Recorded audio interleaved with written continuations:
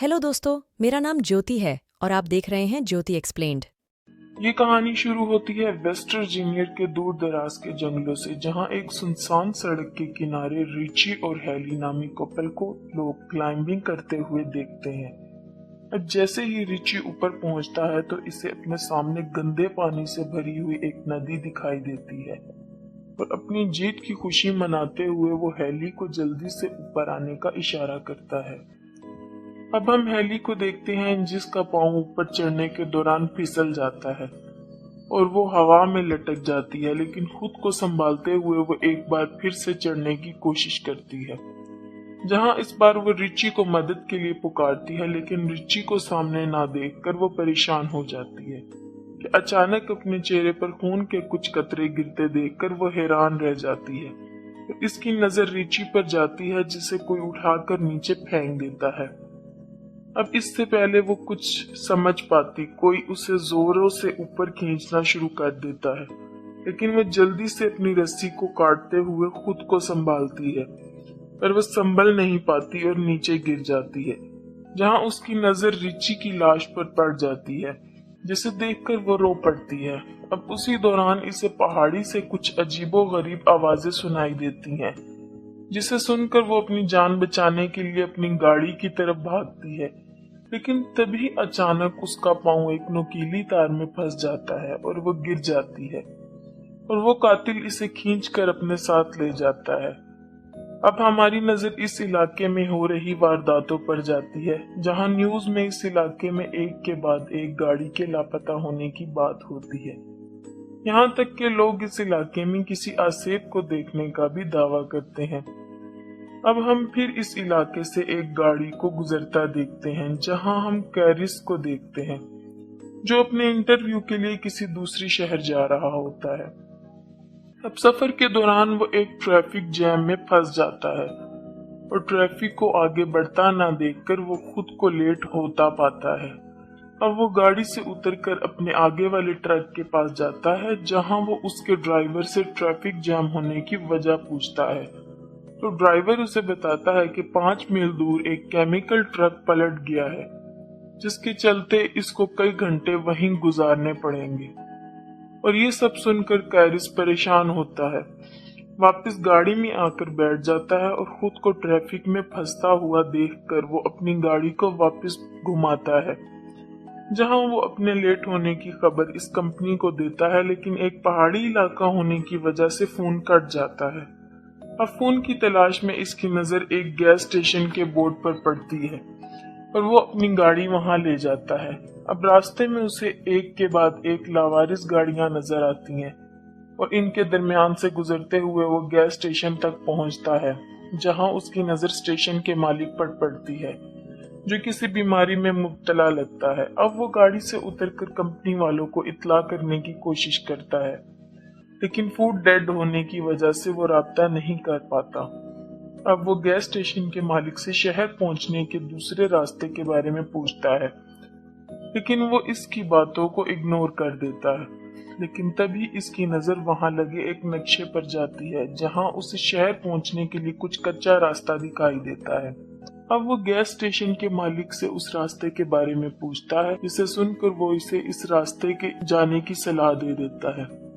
अब वो गाड़ी लेकर उस रास्ते की तरफ रवाना हो जाता है, जहां वो घने जंगलों से होता हुआ एक इंटरसेक्शन तक पहुंचता है, जहां इससे एक शॉर्टकट रास्ते का बोर्ड दिखाई देता है। अब वो ये सब देखकर सोच में पड़ जाता है और अपनी गाड़ी को इस कच्चे रास्ते की तरफ ले जाता है, और इसकी नजर एक मरे हुए हिरन पर जाती है और इसे देखने के चक्कर में इसकी गाड़ी सामने की गाड़ी से टकरा जाती है, जिससे दोनों गाड़ियों का भयानक एक्सीडेंट होता है, लेकिन कैरिस इस हादसे में बच जाता है। अब इस गाड़ी के मालिक शोर सुनकर इसकी तरफ आते हैं, जहां वो इसका हाल पूछते हैं। अब खुद को संभालते हुए कैरिस इनसे माफी मांगता है और नुकसान की रकम देने की बात करता है। साथ ही वो इनसे बीच सड़क में गाड़ी खड़ी करने की वजह पूछता है, जहां फ्रांसिन उसे बताती है कि सड़क पर किसी ने कंटीली तार बिछा रखी थी, जिसकी वजह से इनकी गाड़ी का एक टायर फट गया है। अब इनकी एक सहेली पिछले गैस स्टेशन पर जाके कॉल करने का कहती है, लेकिन कैरिस इन्हें वहां जाने से मना करता है। और सभी अकेले चलने का फैसला करते हैं, लेकिन इवान और फ्रांसीन गाड़ियों की देखभाल करने के लिए पीछे ही रुक जाते हैं। अब रास्ते के दौरान उनकी नजर सड़क पर मरे एक नेवले पर जाती है, जिसे देखने से लगता है कि किसी ने दरमियान से ही इसको फाड़कर फेंक दिया हो।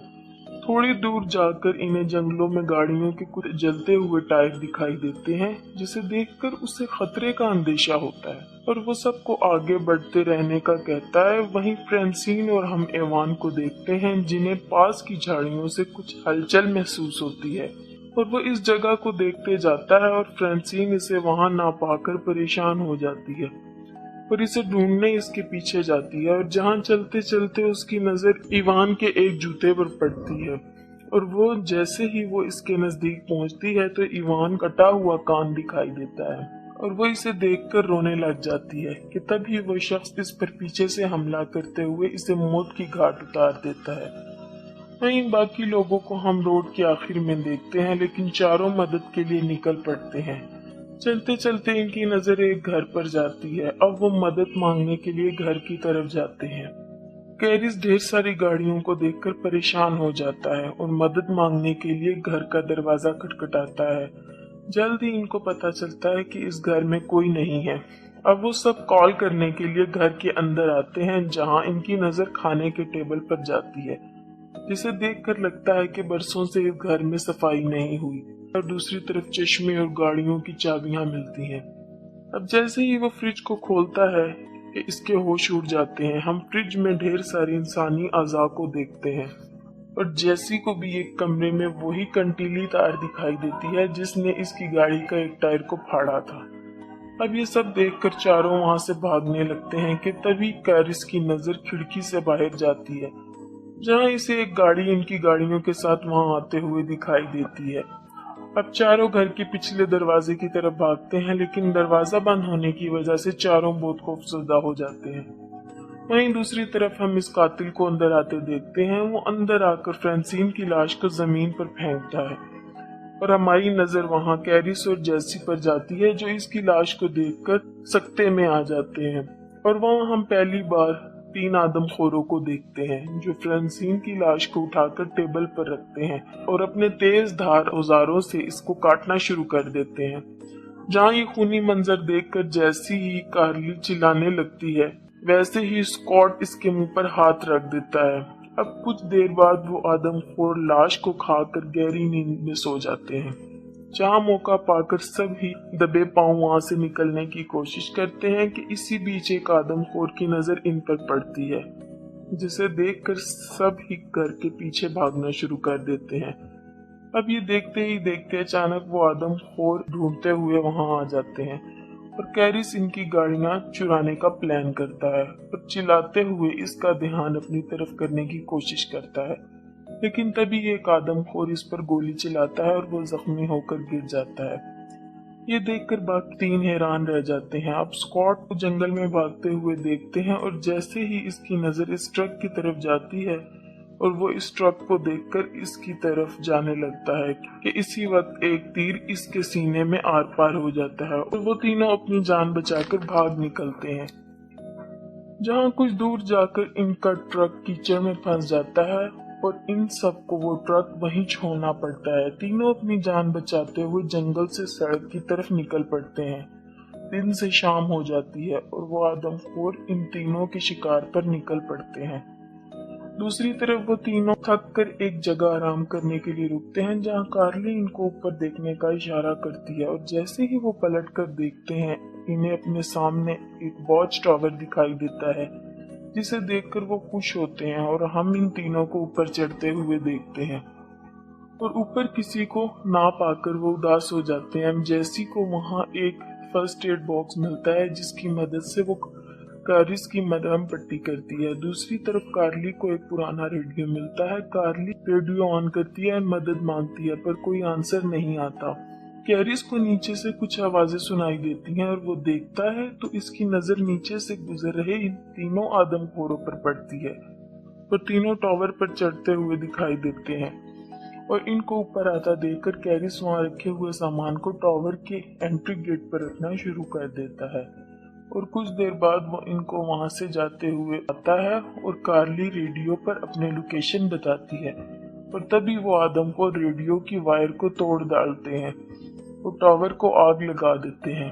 अब खुद को जलता देखकर कार्ली अपनी जान बचाने के लिए वहां रखे एक बक्से की मदद से टावर की खिड़की को तोड़ डालती है और कैरिस की नजर टावर के नीचे दरख्तों पर जाती है और तीनों अपनी जान बचाने के लिए दरख्तों पर कूदते नजर आते हैं, जिन्हें नीचे खड़े आदमखोर देख लेते हैं और तीनों को पकड़ने के लिए दरख्तों पर चढ़ना शुरू कर देते हैं। और इनको आता देखकर वो तीनों एक दरख्त से दूसरे दरख्त पर जाते दिखाई देते हैं, जहां एक दरख्त को पार करने के दौरान एक आदमखोर कार्ली के नजदीक पहुंच जाता है और मौका पाकर अपनी कुल्हाड़ी से इसके चेहरे पर वार करते हुए इसके 2 टुकड़े कर डालता है।